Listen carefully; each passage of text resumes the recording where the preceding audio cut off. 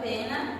E às quartas-feiras, quando eu venho, a gente está falando sobre o livro Paulo e Estevão, né? A gente está quase um ano aí falando sobre esse livro.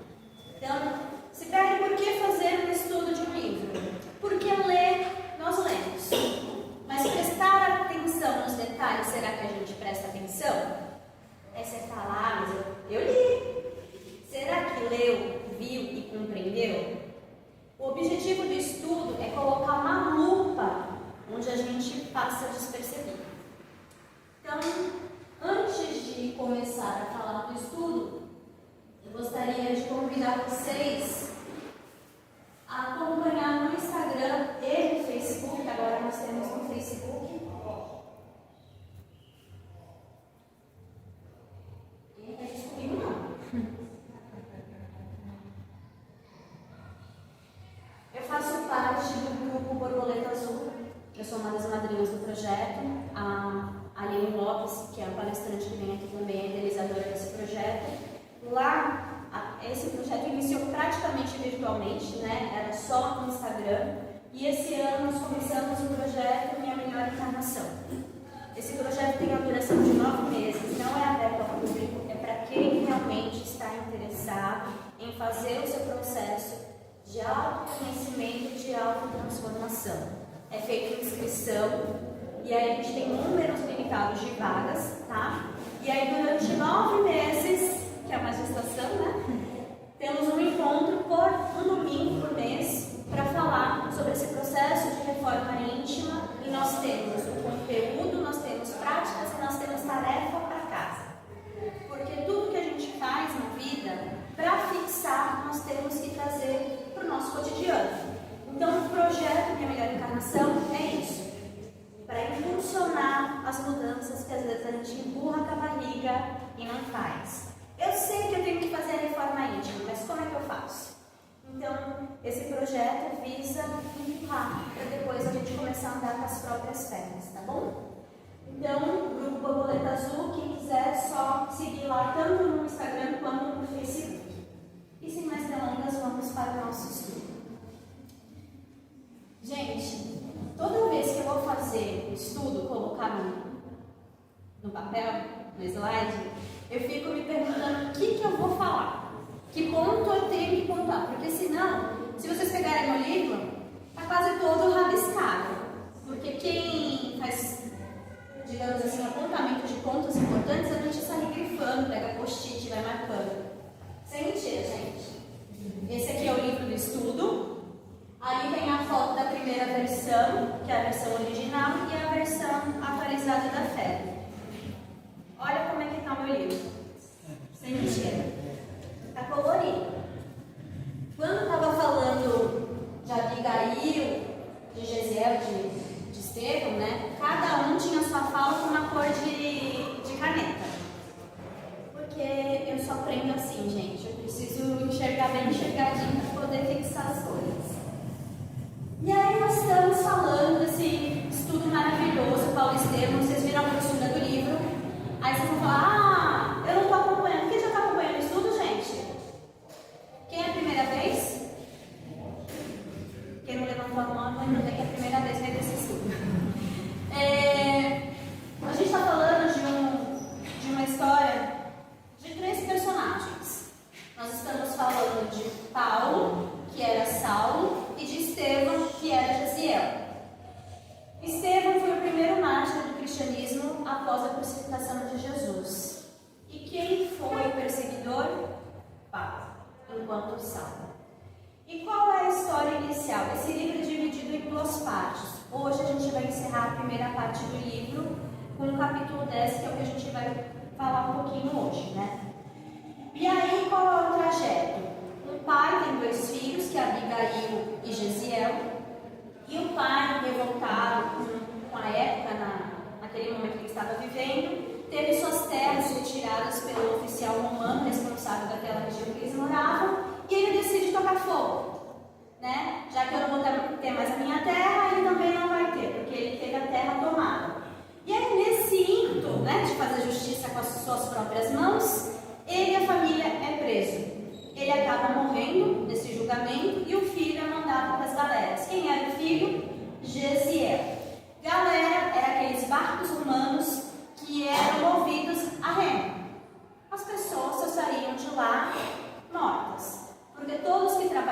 desses barcos eram escravos. Escravos naquela época, gente, não tinha voz. Simplesmente tinha que trabalhar, pronto e acabou. E aí, como é que ele sai dessa galera? Ele salva um oficial romano que estava doente, e aí, por gratidão, esse oficial liberta Gesiel. Quando ele é libertado, ele estava muito doente, é levado para a casa do caminho, onde Pedro conhece ele e acaba salvando ele, começa a dar os ensinamentos de Jesus. Abigail, quando foi retirada do Palácio de Justiça, ficou sozinha. E aí ela foi procurar um casal de amigos, que era Ruth e Zacarias, que acabam adotando ela como filha. Nisso, ela conhece Saulo. E aí rola um match, né? Eles se apaixonam, ficam noivos. E nesse processo, Gesiel vira Estevão e declara seu amor a Jesus e vira um pregador. Ele fala com amor os ensinamentos de Jesus. Depois que Jesus morreu, os apóstolos, os discípulos, esfriaram no processo de divulgar a boa nova. Mas quando Estevão apareceu, era como se Jesus estivesse aí novamente. E ele começou a ter muita atenção. E o Sinédrio não gostou. Porque quando eles crucificaram Jesus, falou assim, se a gente crucificar Jesus, acabou. Só que vem Estevão e fala com todo amor os ensinamentos de Jesus. E aí ele é perseguido e acaba sendo morto por quem? Por Saulo, que era noivo da sua irmã. E aí nós vamos chegar num processo em que Abigail vai no apedrejamento e vê que o homem que o noivo odiava, que ele chamava de Estevão, era Gesiel, o seu irmão. Naquele momento ela reconhece, Saulo vai de cara no chão, porque como assim? O irmão dela não era Gesiel e aquele ali não é Estevão, mas era a mesma pessoa, só que com um nome diferente. E aí naquele momento em que Gesiel e Estevão morrem nos braços da irmã, Saulo fala para a noiva, está acabado tudo entre nós. Quem acompanhar o livro vai ver que era um casal apaixonado, que dava muitas declarações e de repente o amor acabou porque você é irmã do meu inimigo. E aí nós vamos começar de onde paramos da Abigail, que vai ter relação com esse processo que a gente vai falar de Saulo. Quando nós terminamos, e aí agora eu vou dar a dica, Cibele, não tenho como ler esse livro todo. Aí eu vou falar, não precisa ler o livro todo para entender até onde eu estou falando, é só ler até a primeira parte. Não tenho tempo, Cibele, também tenho. E aí tem esse canal maravilhoso chamado Amor e Caridade no YouTube, e tem um monte de audiolivro. Alguém, com sua misericórdia, por caridade, leu os livros e deixou lá pra gente. É só parar e ouvir os áudios maravilhosos. Entrando na playlist, vai ter a opção do livro Paulo e Estevão, tá bom? Então não tem desculpa para dizer que não tem tempo, não tem como acompanhar o estudo, tá bom? Então vamos lá.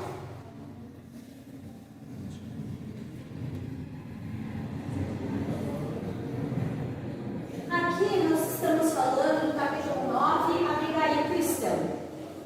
Abigail cristã, gente, é aquele momento em que Abigail está sofrendo, está muito doente, porque tinha acabado de perder o irmão e o noivo tinha acabado de falar assim, não somos mais noivos, acabou.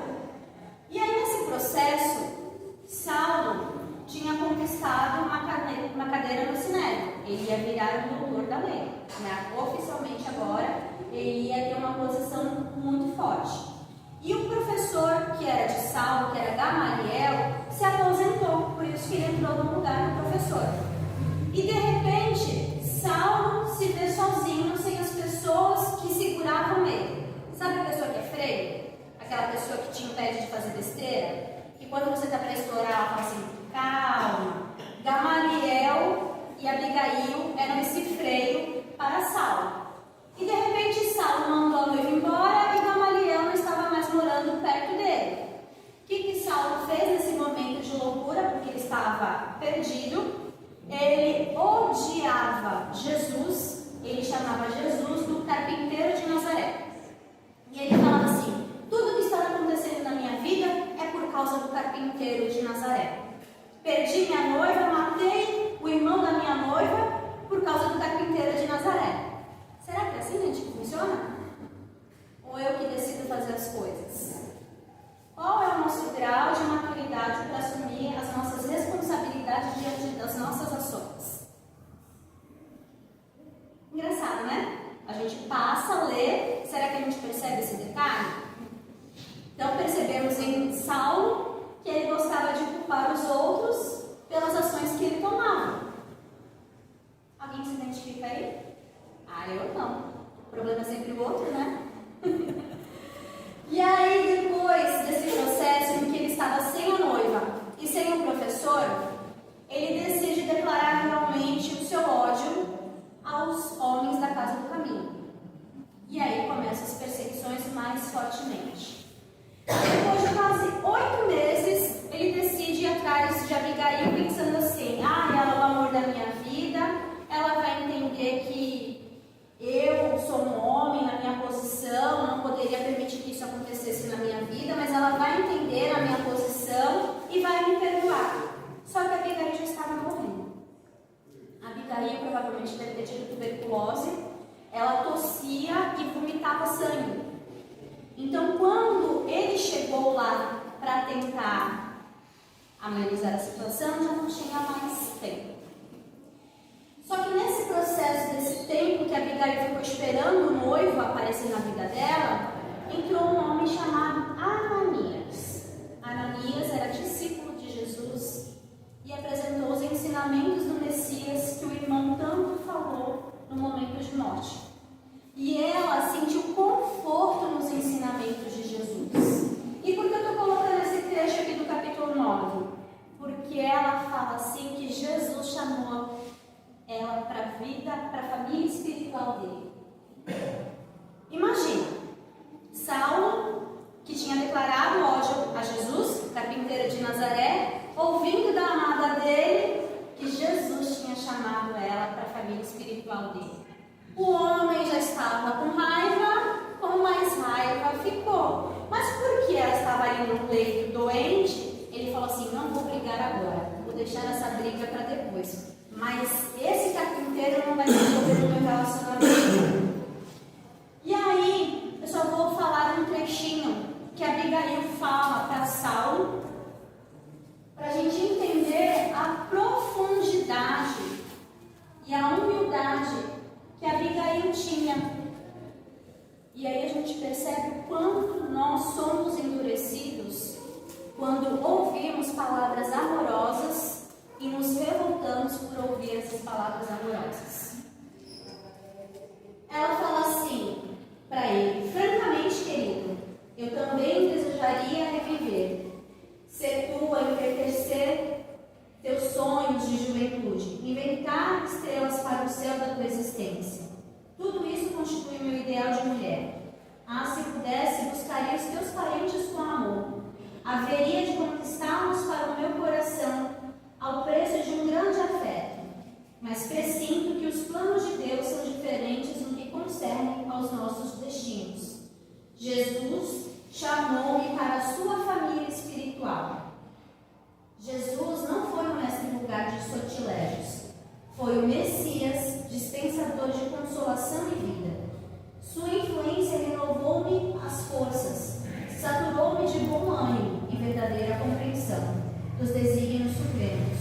Seu evangelho de perdão e amor é o tesouro divino dos sofredores e deserdados do mundo. Saulo ouviu e não gostou. Quem lê as próximas linhas desse trecho, ele vai falar assim: o carpinteiro de Nazaré está se metendo na minha vida de novo. E aí ele fala assim: como assim?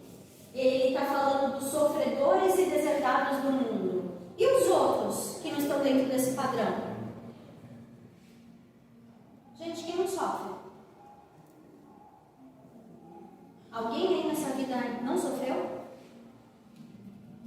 Sofreu, vamos de A a Z, desde uma topada até uma desilusão amorosa. Desde o processo de luto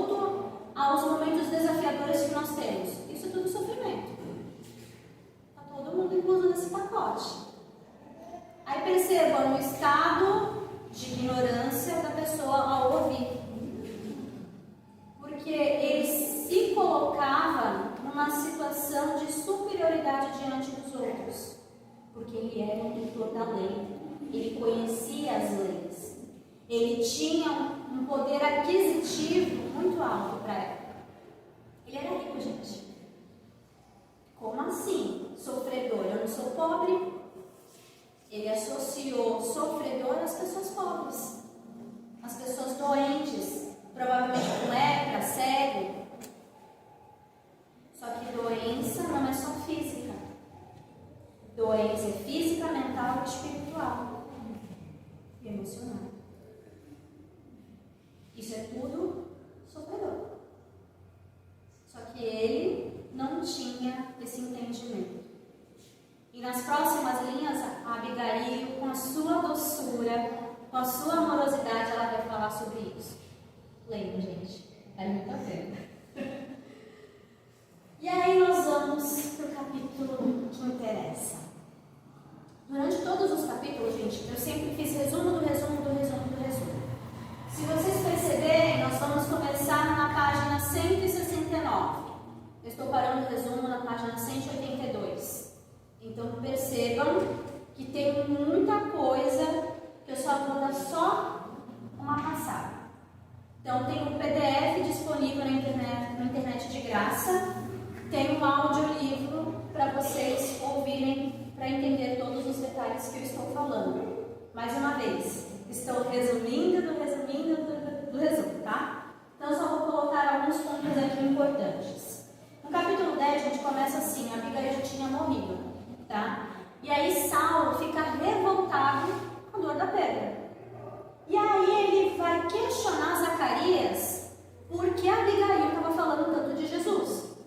Porque até onde ele conhecia ela não conhecia Jesus. E de repente ele volta, ela está falando de Jesus? Como assim? O que eu perdi, né? E aí Zacarias vai falar que a Abigail passou por um processo muito grande de tristeza. E aí ele já ficou com medinho, né? Será que ela falou o motivo da tristeza dela?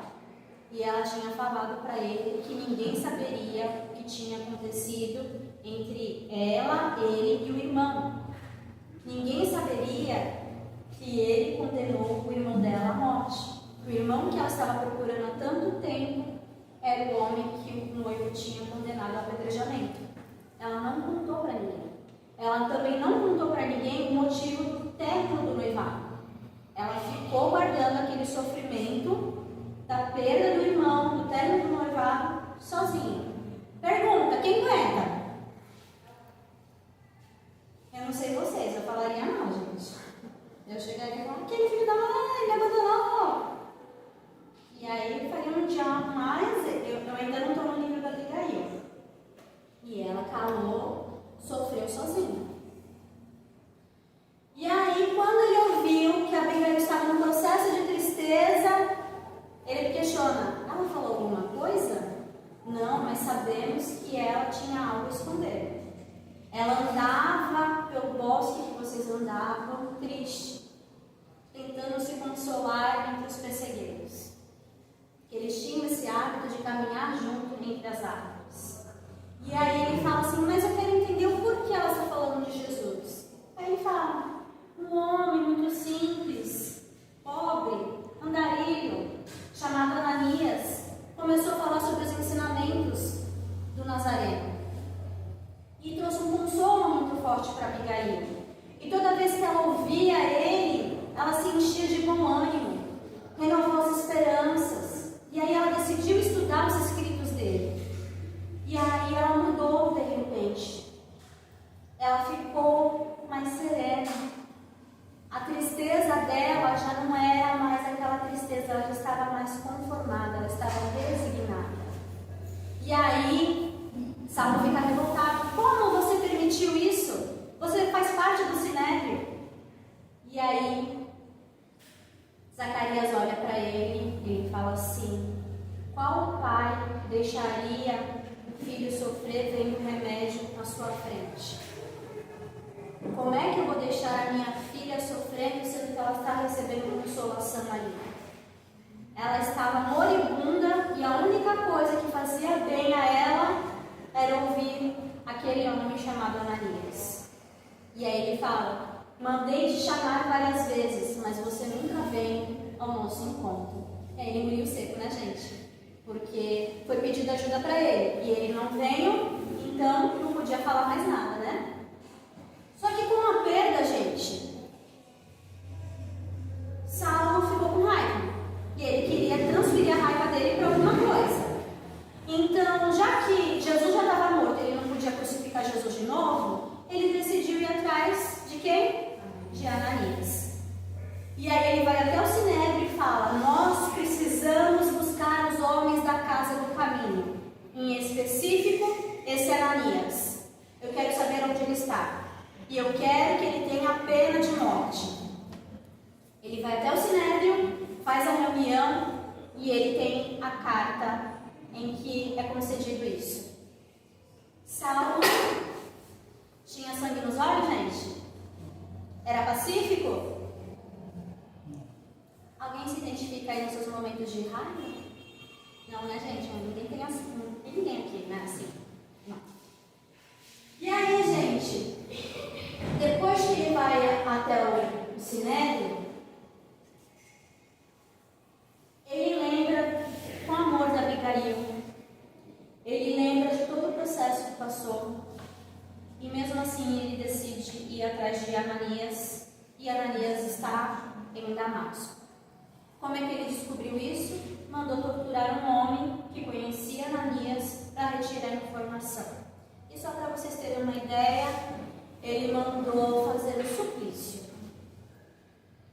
E aí era tirar as unhas das mãos da pessoa para fazer a E aí o jovem acaba falando, entregando onde estava Ananias. E aí ele decide ir até Damasco. Vai até Damasco, Saulo a cavalo e mais 3 homens acompanhando ele. E de repente, gente, vai começar a parte em que eu vou ler e depois eu vou refletir sobre a parte que eu estou lendo por vocês, tá bom? Em dado instante, todavia, quando mal despertar das angustiosas cogitações, sente-se envolvido por luzes diferentes da tonalidade solar. Saulo está andando a cavalo no deserto, nessa estrada, e ele começa a relembrar todos os momentos que viveu com Abigail e o processo todo que ele vivenciou com Estevão. Ele fica se perguntando o que teria acontecido se tivesse sido diferente. Se ele soubesse quem era Estevão, se ele tivesse ouvido mais Abigail. E ele está atormentado, porque ele fica se questionando: por que eu não fui ver Abigail antes? Sabe a pessoa com remorso? A tristeza, a mágoa corroendo o íntimo. E ele está praticamente, sabe quando a pessoa está indo para um lugar, mas ela não está enxergando nada na frente porque ela está perdida no mundo mental dela? Saulo estava nesse momento assim. E ele só percebe que está de dia, era meio-dia, então a luz do sol era muito forte, e ele de repente se vê envolvido por uma luz diferente. Ele tem a impressão de que o ar se fende como uma cortina, sob pressão invisível e poderosa. Intimamente considera-se presa de inesperada vertigem após esforço mental e persistente e doloroso. Quer voltar-se, pedir socorro dos companheiros, mas não os vê. Apesar da possibilidade de suplicar auxílio, ele grita: Jacob, Demétrio, socorram! Mas a confusão dos sentidos lhe tira a noção de equilíbrio e tomba do animal, ao desamparo sobre a areia ardente. A visão, no entanto, parece dilatar-se ao infinito. Outra luz lhe banha os olhos deslumbrados, e no caminho que a atmosfera rasgada lhe desvenda, vê surgir a figura de um homem de majestática beleza, dando-lhe a impressão de que descia do céu ao seu encontro. Sua túnica era feita de pontos luminosos, os cabelos tocavam os ombros. A Nazarena, os olhos magnéticos emanados de simpatia e de amor, iluminando a fisionomia grave e terna, onde pairava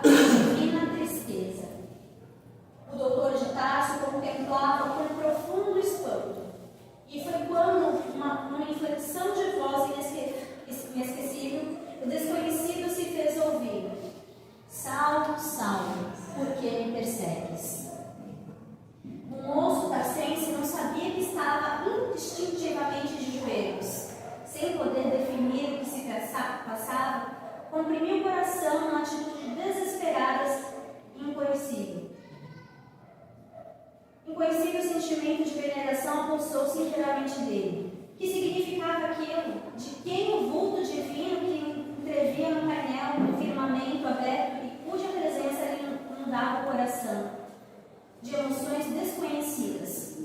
Enquanto os companheiros cercavam o jovem genuflexo sem nada ouvirem nem verem, não obstante haverem percebido a princípio uma grande luz no alto, Saulo interrogava em voz trêmula e receosa: quem sois vós, Senhor? Aureolado de uma luz balsâmica e num tom de inconcebível doçura, o Senhor respondeu: eu sou Jesus. Então Jesus aparece numa luz muito forte para Saulo, com aquela ternura de Jesus, mas um olhar triste, olhando para Saulo, mas com amorosidade dizendo: Saulo, Saulo, por que me persegues? Ele estava indo para matar Ananias e depois qualquer um que entrasse no caminho. E naquele momento, gente, sabe aquela fração de segundo que tudo acontece? Ele é envolvido por aquela força amorosa, por aquela presença daquele homem que ele não tinha visto, mas ele reconhecia a superioridade moral, que ele jamais entenderia. Porque toda vez que Jesiel e Abigail falavam do amor de Jesus, ele não entendia. Quando ele falava do amor e respeito que Jesus falava, ele debochava. Tanto é que ele chamava do carpinteiro de Nazaré. O que o carpinteiro de Nazaré sabe? Eu, que sou um doutor da lei, é que sei. Aquele era o Messias. A história maravilhosa de sua ressurreição não era um recurso lendário para fortificar as energias do povo. Sim, ele salvia ali no esplendor de suas glórias divinas, e que o amor deveria animar-lhe o coração cheio de augusta misericórdia, para vir encontrá-lo nas estradas desertas, a ele, Saulo, que se arvorara em um perseguidor implacável dos discípulos mais fiéis. Uma torrente de lágrimas impetuosas lavava-lhe o coração. Quis falar, penitenciar, clamar suas infindas desoluções, protestar fidelidade e dedicação ao Messias de Nazaré, mas a contrição sincera do espírito arrependido e dilacerado embargava-lhe a voz. Foi quando notou que Jesus se aproximava e, contemplando carinhosamente, o mestre tocou-lhe os ombros com ternura, dizendo com inflexão paternal: não recalcitres contra os aguilhões. Saulo compreendeu desde o primeiro encontro com Estevão forças profundas do cooperinho, a cada momento, em qualquer parte, a meditação dos novos ensinamentos. O Cristo chamara por todos os meios e de todos os modos. Lá no início do livro, nós vamos ver que Jesiel sempre fala com Saulo, sempre com respeito, amorosidade, falando que o Cristo não queria que eles debatessem e simplesmente vivessem o Evangelho. Quando ele falava isso, Saulo falava assim: tu és um covarde? Porque ele estava acostumado a debater. Sabe essa disputa do ego? Que você fala, mas eu estou certo? Eu sou melhor do que você? Porque eu sou mais inteligente, eu sou mais. Para Saulo, falar era sempre uma disputa, uma batalha de egos. Só que sempre foi falado no processo de educação do ser, que é o Evangelho. O Evangelho é a educação do ser imortal. E aí, ele lembra da amorosidade que Abigail fala de Jesus. Mas ele também não entendeu. Mas quando ele foi envolvido pela presença de Jesus, ele entendeu todo aquele amor que Jesiel, Estevão e Abigail falavam tanto para ele. E aí, naquele momento, gente, passa um filme na cabeça de Saulo, porque ele já tinha matado muita gente, já tinha prendido muitas famílias, em nome do ódio que ele sentia pelo carpinteiro de Nazaré. E o carpinteiro de Nazaré estava ali na frente dele, envolvendo ele com amor e serenidade, falando para ele não ficar se torturando com as lembranças que ele carregava no íntimo. Só Jesus, né, gente? Pergunta: será que a gente teria esse coração amplo, generoso, de olhar para as pessoas que nos magoaram e falar assim: deixa pra lá, o que passou, passou, tá tudo bem, vamos seguir em frente daqui agora? Jesus falou isso para ele. O convite do Evangelho é esse, gente.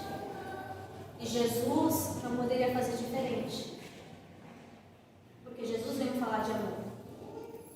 E ele, então, em presença de amor, envolvendo aquela pessoa que perseguiu seus discípulos, ele veio falar que o que passou, passou. Que a gente pode fazer diferente a partir de agora.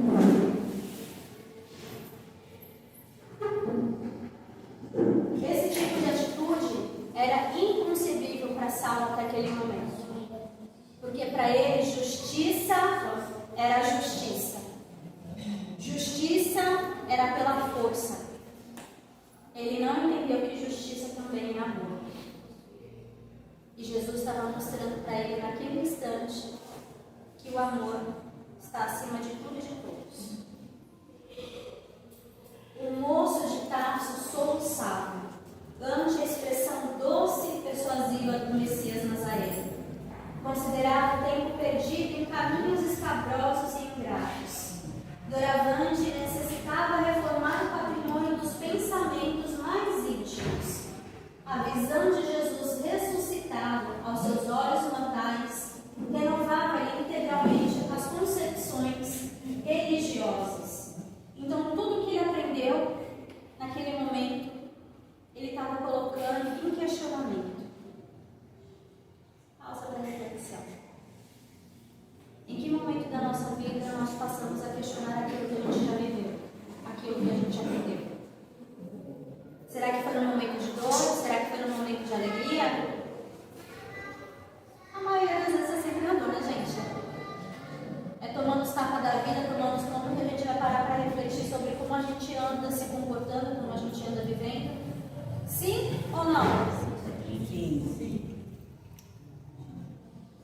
Ou será que ainda a gente nunca fez uma reflexão?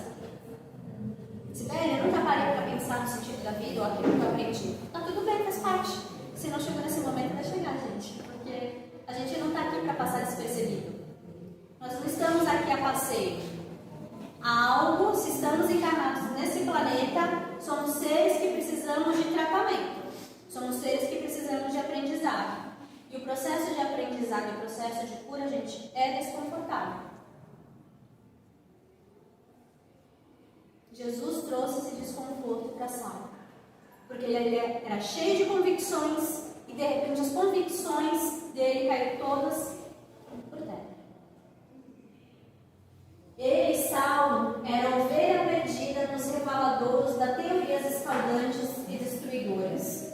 Jesus era o pastor amigo que se dignava fechar os olhos para os espinheiros bravos, a fim de salvá-lo carinhosamente. No ápice, o jovem rabino considerou a extensão daquele gesto de amor.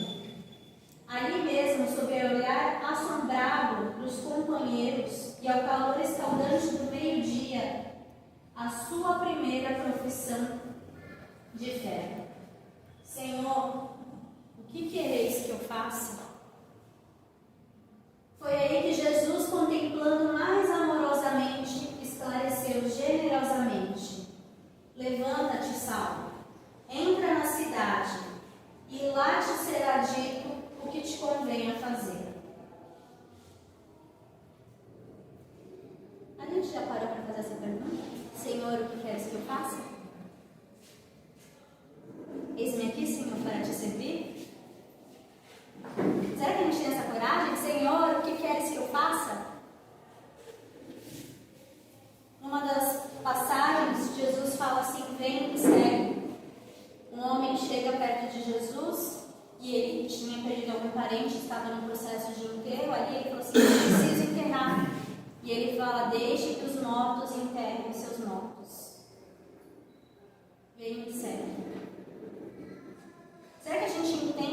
é esse vem me segue, que é abandonar as nossas ilusões, abandonar os nossos egos, as nossas vaidades, o nosso orgulho e expandir a nossa mente para esse aprendizado de fraternidade, de caridade. Será que a gente já entende o que é verdadeiramente caridade? Caridade não é fazer tudo para o outro, gente. Caridade é dar de si.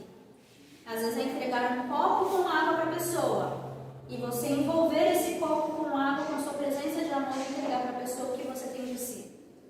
Às vezes não é ter o que falar para a pessoa, mas em pensamento você está orando para a pessoa. É bom entregar o alimento? É. É bom entregar uma roupa? É. Mas o dar de si, a gente ainda precisa aprender. Porque às vezes a gente pode estar em silêncio, envolvendo a pessoa com amorosidade.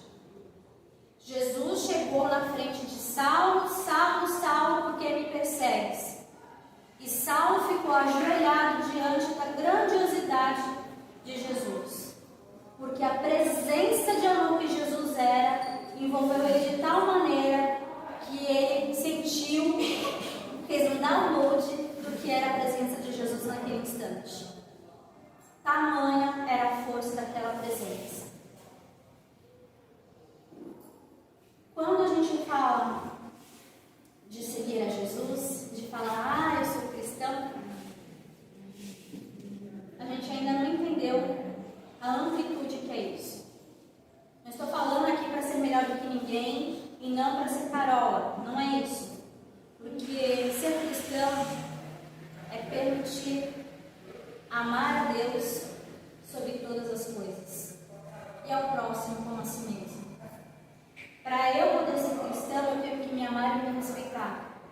Cuidar desse ser aqui, que é uma presença divina e que Deus vai utilizar para ajudar seus filhos.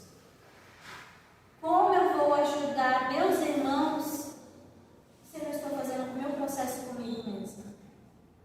Jesus fala para os apóstolos: ide pregar, curai os enfermos, curai os leprosos, expulsai os demônios. Ele fala curar, mas a cura começa em nós, com tudo que ele nos ensinou. Será que a gente já entendeu esse processo de cura? A gente vai levar um tempinho, né? Mas que esse tempo de aprendizado seja um tempo constante. O problema é que às vezes incomoda e a gente abandona. Quem nunca começou a fazer um tratamento, uma dieta, vê os primeiros dias de resultado e abandona no meio do caminho. É o nosso processo. Ah, já aprendi isso, não precisa aprender mais não. Ah, tá me dando muito trabalho isso, vou largar de mão. É só comigo que acontece isso, gente? A gente gosta de se iludir com poucas coisas e dar desculpas para justificar as nossas ilusões. Ah, eu só precisava perder 5 quilos, já perdi. Eu não preciso fazer mais dieta. O que acontece? Abandonou a dieta, o que vai acontecer com o peso? Vai voltar ao que é. Nós nos iludimos por ter conseguido um resultado, mas a gente esquece que um resultado se mantém uma constância. Será que nós somos constantes em falar que somos cristãos? Pancadinha, né, gente? Pancadinha ali com amor. Será que nós somos cristãos 24 horas? Não, estou só nesses 5 primeiros minutos que eu estou fazendo aqui o evangelho e daqui a pouco eu vou me dando mal, né? Olha só como somos inconscientes e inconsequentes. Nós precisamos aprender a ter autorresponsabilidade. A autorresponsabilidade, responsabilidade comigo mesmo, não é com o outro. Porque como é que eu vou ser responsável com o outro sendo que eu não sou comigo? Olha, será que alguém não falou isso? Amar ao próximo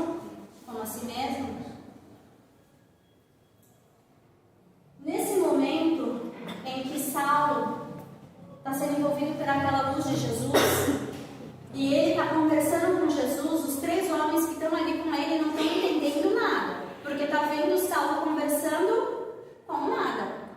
E aí eles falam assim: eita, ele está perturbado, foi o deserto que fez isso com ele. Já vi gente endoidecer no deserto. Ah, deve ter sido os homens do caminho. Sabiam que Saulo ia perseguir eles, deve ter feito alguma feitiçaria para ele ter acontecido isso. Mal sabiam eles que era Jesus ali na frente de Saulo. E a luz foi tão forte, que Saulo ficou cego. E ele não acreditava que estava acontecendo aquilo com ele, porque ele estava envolvido pela presença de Jesus, ele não parava de chorar, e de repente ele percebeu o quanto ele viveu uma vida de engano. E de repente ele começou a analisar todo o mal que ele fez. O sofrimento que ele causou para Estevão, o sofrimento que ele causou para Abigail e para todos aqueles que ele perseguiu por serem discípulos do carpinteiro de Nazaré. De repente, ele se vê invadido por uma grande tonelada de emoções, sentimentos, pensamentos, em que ele se vê exausto. Saulo era uma figura arrogante, prepotente, era orgulhoso, era uma pessoa, sabe, peito estufado, dono de si, e de repente se via cego. E aí, um dos homens que estão com ele pergunta assim: o que aconteceu?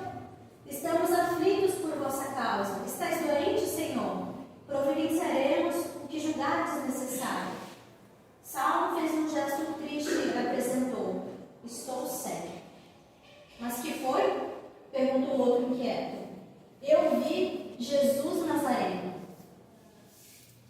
E aí um dos homens que estava com ele olha para o outro e fala assim: tá vendo? Não falei? Só podia ter sido isso mesmo. Tipo, foi feitiçaria. Os homens da casa do caminho fizeram alguma coisa para ele, porque estava perseguindo. E aí entenderam de modo instintivo que o jovem rabino se havia perturbado. Jacob, que era a pessoa de sua intimidade, tomou a iniciativa das primeiras providências e acentuou: Senhor, lamentamos vossa enfermidade. Precisamos resolver quanto ao destino da caravana. E qual é o propósito da caravana, gente? Executar Ananias. E já que a pessoa responsável pela caravana não estava podendo, então não tinha mais motivos para a caravana continuar. Jacob acaba ficando com Saulo e os outros 2 são dispensados. O doutor de Tarso, entretanto, revelando uma humildade que jamais fora do seu feitio dominador, deixou cair uma lágrima e respondeu com profunda tristeza: Jacob, não te preocupes comigo. Relativamente ao que me cumpre fazer, preciso chegar a Damasco sem demora. Quanto a vocês, a voz reticiosa quebrantara-se dolorosamente com tremida grande angústia para concluir um tom amargo. Façam como quiserem, pois até agora vocês eram meus servos, mas de hora em diante eu também sou escravo. Não mais me pertenço a mim mesmo. Ante aquela voz humilde e triste, Jacob começou a chorar. Tinha plena convicção de que Saulo enlouquecera. Vamos parar para pensar. Uma pessoa arrogante vai falar em tom humilde com seus servos? De repente ele viu aquela figura forte, prepotente e arrogante se desfazer em lágrimas. Com um tom triste, cabeça baixa diante dos seus servos.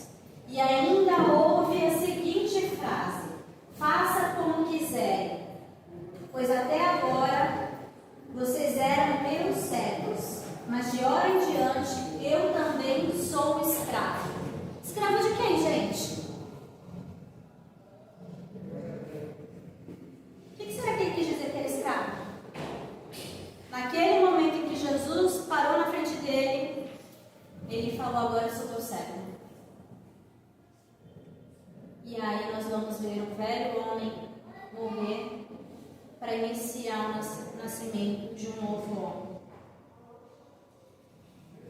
Comovido pelas bênçãos que recebera das esferas mais elevadas da vida, Saulo chorava como nunca. Estava cego e separado dos seus.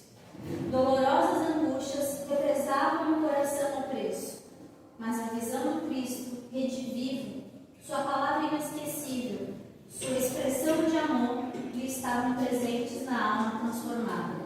Jesus era o Senhor inacessível à morte. Aquele homem que ele considerava o carpinteiro de Nazaré, ele não tinha respeito nenhum, tinha arrebatado o coração de Saulo. E naquele momento em que ele diz: Senhor, o que queres que eu faça? E Jesus responde que ele teria que entrar na cidade, ir até Damasco. Começa o processo de grande transformação de Saulo. Vamos parar por aqui no livro, tá bom? A gente continua na próxima quarta-feira, que é no mês que vem, tá? E aí a gente vai ver o processo do nascimento de Paulo. E aí eu pergunto: a gente já precisou renascer nessa vida? Nós vemos nesse trecho uma pessoa que precisou morrer na vida que ela tinha para ela poder enxergar tudo aquilo que ela tinha visto e avaliar aquilo que realmente importava na vida. Eu vou dizer para vocês que eu já nasci nessa vida umas 3 vezes. Mas aqui eu nasci mais fortemente foi quando a minha filha, a caçula, nasceu. Porque naquele momento eu podia ter partido, porque eu tive pré-eclâmpsia, minha pressão ficou descontrolada. No momento do parto da Mariana, eu senti que eu fui. E foi um breve segundo. E na gravidez da Mariana, em que eu fui cuidar aqui nessa casa em 2014, eu achei que não ia viver para criar minha filha. E aí, durante o nascimento da Mariana, que ela ficou um tempo em sofrimento fetal, ela não crescia na barriga, estava perdendo líquido. Minha filha nasceu com 1,60 kg, gente, com 35 semanas. 35 semanas a criança já está com quase 2 quilos. E ela nasceu com 1,60 kg e 28 centímetros. Cabia na mão facinho. E aí ela ficou 43 dias na UTI, e eu tenho uma filha mais velha, e eu fiquei esse tempo todo longe dela. Eu só via minha filha mais velha para as visitas. E naquele período todo, gente, eu briguei com Deus. Senhor, como é que o Senhor permite que eu tenha uma filha e não possa cuidar de nenhuma das duas? Esse texto mesmo, gente, eu fazia. E aí eu parei para pensar assim: o que eu não estou ouvindo? O que eu não estou aprendendo? E no nascimento da Mariana, morreu a Sibeli antes de 2014 e nasceu uma nova Sibeli, em que entendeu que a vontade de Deus é boa e agradável, independente do que esteja acontecendo. Que tudo que acontece na nossa vida tem um propósito e uma razão de ser. O nascimento da Mariana, para mim, foi isso. Eu entender que às vezes eu preciso abandonar algumas crenças, algumas verdades que eu acredito para entender algo maior. Já era espírita. Naquele momento em diante, eu assumi como tia da evangelização. Porque eu entendi que o compromisso de cuidar de filhos de Deus não é só trazer para o mundo, é preparar para a vida real, que é a vida do céu. Hoje nós estamos sendo convidados a trazer a boa nova para o nosso coração. Nós estamos sendo convidados, através dessa presença de Jesus, que é de amor, de paz, de cura, de verdade, para transformar as nossas vidas. Que a gente não precise ficar cego para sentir a presença de Jesus. Que a gente não precise passar por grandes perdas, grandes dores, para entender que Jesus é o caminho, a verdade e a vida. Que possamos possamos nos permitir perguntar: Senhor, o que queres que eu faça? Para que possamos ser bons instrumentos na mãos do nosso Criador. Porque todos nós aqui somos filhos e somos instrumentos divinos do nosso Pai. Porque o nosso Pai utiliza seus filhos para ajudar os seus filhos. Que cada um de nós seja contribuição. Que cada um de nós possa brilhar a sua luz. Porque é isso que somos. Que Jesus abençoe a todos nós. Uma boa noite.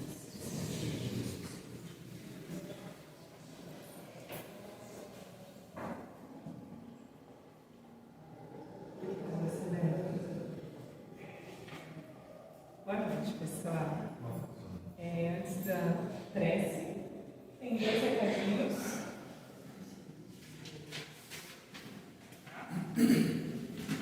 O primeiro, que nós vamos ter o evento da Noite das Panquecas, em prol da caravana e da sopa fraterna aqui do lar.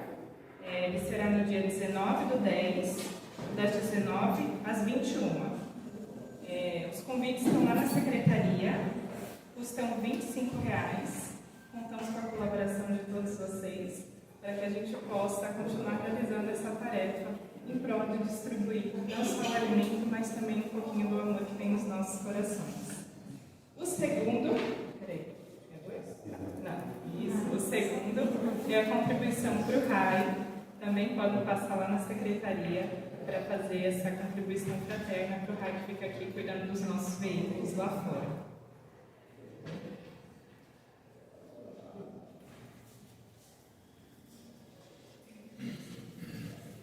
E agora eu convido a todos vocês a permanecer com os nossos corações ligados a nosso Mestre Jesus.